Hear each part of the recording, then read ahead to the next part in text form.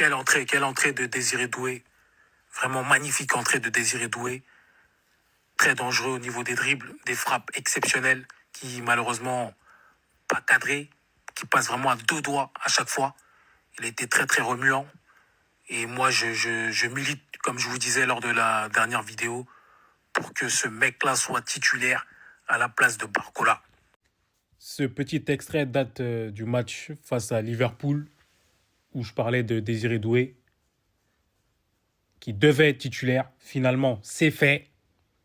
La hiérarchie aujourd'hui s'est inversée. Barcola va désormais, pour moi, je pense, être sur le banc. En tout cas, dans les gros matchs, ça c'est sûr. Il sera sur le banc. Et Désiré Doué passe titulaire. C'est cette attaque que je voulais. Dembélé, Kvaratskhelia, Désiré Doué. Et on l'a vu ce soir.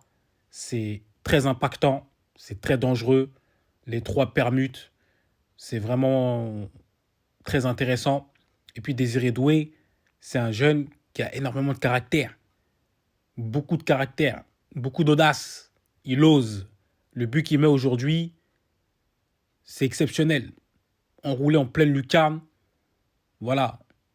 Les gars, Barcola, on va pas le cracher dessus. Mais je pense pas qu'il ait cette personnalité-là. Il n'a pas ce caractère-là.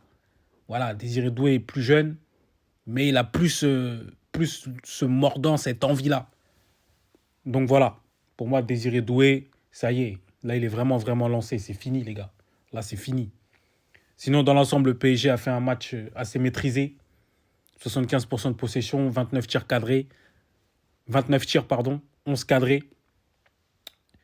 On peut dire là que quand même, voilà, la première partie a largement été validée. Il manque juste le match retour. Mais bon, 3-1, je ne pense pas que le PSG va se faire surprendre par Aston Villa. Après, on ne sait pas. L'ambiance en Angleterre, etc. On ne sait pas. Dans le football, tout peut arriver, hein, mais je ne pense pas. Et le PSG montre encore une fois que depuis début 2025, qu'elle fait partie des meilleures équipes européennes. Voilà. C'est tout ce que j'avais à dire sur ce débrief. Ils ont pris un but, le PSG a pris un but lors d'un moment, on va dire, c'était un faux rythme, on va dire. Hein. Faux rythme, ils se font avoir. Contre le cours du jeu, Aston Villa marque. Une très belle action d'ailleurs. Un but de Rodgers, mais après, le PSG a su réagir 5 minutes après.